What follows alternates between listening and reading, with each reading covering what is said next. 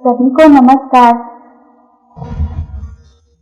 सनातन संस्था और हिंदू जनजागृति समिति की ओर से खास तौर से बच्चों के लिए ऑनलाइन बाल संस्कार वर्ग ये उपक्रम हम लेके आए हैं। ये जो बाल संस्कार वर्ग पिछले कई हफ्तों से हम ले रहे हैं, इस वर्ग की विशेषता ये है कि इस वर्ग में बहुत सारी कृतियां बताई जाती है जो कि बच्चे अपने आचरण में ला सकते हैं। ये बाल संस्कार वर्ग सिर्फ सुनना और छोड़ देना ऐसे नहीं है, तो ये बच्चों को कृतिशील बनाने वाला ऐसा बाल संस्कार वर्ग है और इसलिए इस वर्ग से बच्चों में आमूलाग्र पालट भी हो सकता है। चलो फिर अब आज के हमारे बाल संस्कार वर्ग को हम आरंभ करते हैं। सनातन संस्था के श्रद्धा स्रोत परम पूज्य भक्तराज महाराज तथा संस्थापक परात्पर गुरु डॉक्टर जयंत आठवले जी के चरणों में वंदन कर हम इस बाल संस्कार वर्ग को आरंभ करते हैं। अब हम श्री गणेश जी के चरणों में प्रार्थना करेंगे। सभी बच्चों ने अपने हाथ जोड़े हैं ना, और अपनी आंखें बंद करेंगे। अपने मन में अपने प्रिय श्री गणेश जी का रूप लाएंगे और ये प्रार्थना कहेंगे। हे श्री गणेश जी, आपकी ही कृपा से इस बाल संस्कार वर्ग में सहभागी होने का अवसर हमें प्राप्त हुआ है। हम आपकी शरण में आए हैं। हे श्री गणराया, इस संस्कार वर्ग में जो भी सूत्र हमें बताने वाले हैं, वो सारा आचरण में लाने के लिए आप ही हमें बुद्धि, शक्ति एवं क्षमता दीजिए। ऐसी आपके श्री चरणों में शरणागत भाव से प्रार्थना है। अब हम श्री गणेश जी का श्लोक कहेंगे। सभी बच्चे भी मेरे साथ घर पर ये श्लोक कहते हैं ना? चलिए सर, अब हम इकट्ठा ये श्लोक कहेंगे। वक्रतुंड महाकाय सूर्यकोटि समप्रभ निर्विघ्नं कुरु मे देव सर्वकार्येषु सर्वदा।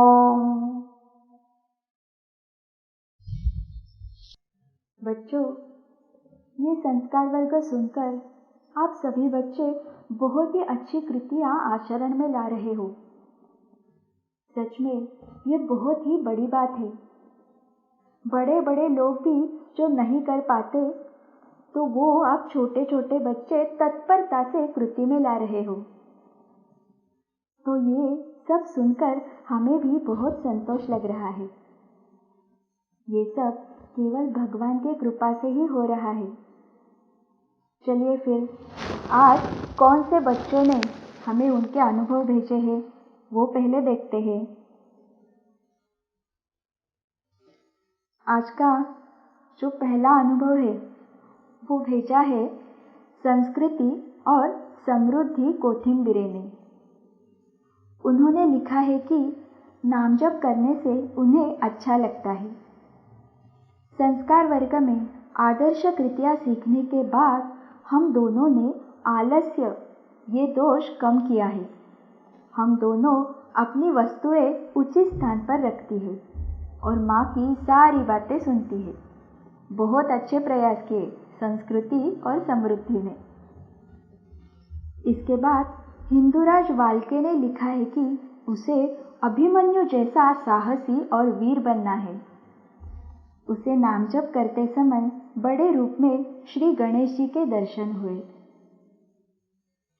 पिरंगुट पुणे से प्रद्युम्न ठोकले ने कहा है कि वो स्वयं में व्यवस्थितता गुण लाने का प्रयास करेगा। मंजिरी खवाटे ने लिखा है कि वो प्रतिदिन शाम को राम रक्षा स्तोत्र, हनुमान स्तोत्र और गणपति स्तोत्र पठन करती है। और बाद में मंजूषा मेहत्रे ने बताया है कि वो संस्कार वर्ग में सिखाई गई सभी बातें आचरण में लाने का प्रयास करेगी। तो सभी बच्चे सच में बहुत अच्छे हैं। कुछ बच्चों ने लिखा नहीं होगा, परंतु वो भी ऐसा ही आदर्श आचरण करने का प्रयास करते होंगे, ऐसा मुझे विश्वास है। और बच्चों, आपका संपर्क क्रमांक भी आप चैट बॉक्स में लिख सकते हैं और उसके साथ आपका नाम भी आपके अनुभव के सामने लिखना नहीं भूलेंगे। और ऐसे ही प्रतिदिन आप जो भी घर में आचरण कर रहे हो, जो कृतियाँ कर रहे हो, तो वो हमें अवश्य बताना। बच्चों, हमारे कल के बाल संस्कार वर्ग में हमने आदि शंकराचार्य जी के शिष्य पद्मपादाचार्य जी की कहानी देखी थी। और उसके बाद अब हम प्रतिदिन आदर्श कृति में स्वभाव दोष निर्मूलन प्रक्रिया सीख रहे हैं। तो चलो अब आज की कहानी कौन सी है ये हम देखेंगे। तो आज भी हम श्रीमद् आदि शंकराचार्य जी की कहानी देखने वाले हैं। और ये कहानी भी सभी बच्चे पूरा ध्यान देकर सुनेंगे, क्योंकि कहानी के बाद आपको कहानी से ही जुड़ा हुआ एक प्रश्न हम पूछेंगे और उस प्रश्न के पर्याय भी आपको दिखाई देंगे। और 15 सेकंड में उस प्रश्न का योग्य उत्तर क्या है ये आपको सोच कर रखना है। ठीक है ना? चलो फिर अब आज की हमारी कहानी हम आरंभ करते हैं। तो ये कहानी, जैसे मैंने बताया, श्रीमद् आदि शंकराचार्य जी की है। आदि शंकराचार्य जी ये भारत के एक बहुत ही महान विभूति है, जिन्होंने ही हमारे भारत में 4 पीठों की स्थापना की है। आदि शंकराचार्य जी का बचपन का नाम शंकर ऐसे था। बचपन से ही वो बहुत ही विद्वान थे। वो जब 7 वर्ष के थे तभी उन्होंने सभी विद्या पारंगत की थी। सभी विद्याओं का अभ्यास उनका हो चुका था। उनका ये प्रकांड पांडित्य, उनकी विचारों की, ज्ञानों की जो कीर्ति थी, वो धीरे धीरे पूरे जग में फैलने लगी थी। उनकी कीर्ति, उनका ज्ञान, इसकी चर्चा केरल में राजा राजशेखर ने भी सुनी। राजा राजशेखर बहुत ही अच्छे राजा थे। वो शास्त्रों का अभ्यास जानते थे, ईश्वर भक्त थे, श्रद्धालु थे और पंडितों का आदर करने वाले थे। जब राजा ने शंकर की ये कीर्ति सुनी ना, तब उसे भी शंकर से मिलने की इच्छा उत्पन्न हुई। तब उसने क्या किया, अपने राज्य के जो प्रधान है तो उन्हें ही स्वयं शंकर को लाने के लिए भेज दिया। और भेजते समय उन्होंने शंकर के लिए एक हाथी भेजा, ताकि हाथी पर बैठकर शंकर अपने राज्य में आ सके। तो ये प्रधान शंकर के पास पहुंच गए और उन्होंने राजा का संदेश शंकर को सुना दिया। शंकर ने पूरा उनका जो संदेश था वो शांति से सुना। प्रधान जी की वो विनम्रता देखकर भी वो खुश हो गया था। परंतु बाद में वो प्रधान जी से कहने लगा, महोदय, आप यहाँ पे आए तो ये अच्छी बात है, परंतु मैं तो एक गरीब ब्राह्मण हूँ। हर दिन भिक्षा मांग के मैं मेरा उदर निर्वाह करता हूँ। मेरा नित्य दिनक्रम बहुत ही तय रहता है। त्रिकाल संध्या करना, पूजा अर्चना करना, गुरुदेव की सेवा करना, यही मेरा नित्यक्रम होता है। आपके इस हाथी से मुझे क्या सरोवर है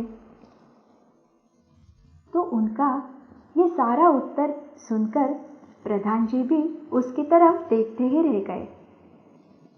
फिर बाद में शंकर बोला, प्रधान जी, जाओ और आपके स्वामी से बोल दो, राजा का कर्तव्य है कि वो चारों वर्णों से अपना कर्तव्य पूरा करे और ऐसी व्यवस्था करे कि जिसके द्वारा सभी ब्राह्मण अपना पूरा जीवन धर्माचरण में बिता सके। ऐसे कहकर बहुत ही विनम्रता से और सहजता से उसने राजा का जो आमंत्रण था वो अस्वीकार कर दिया।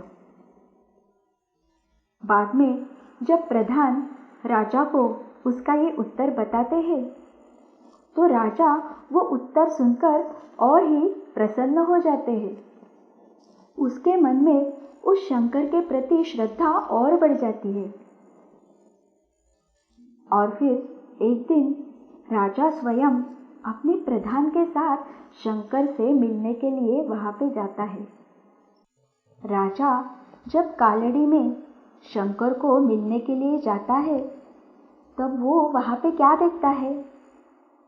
एक बहुत ही तेजस्वी बालक वहां पे बैठा हुआ है और उसके चारों ओर बहुत से ब्राह्मण बैठे हैं और वे सारे वेदाभ्यास कर रहे हैं।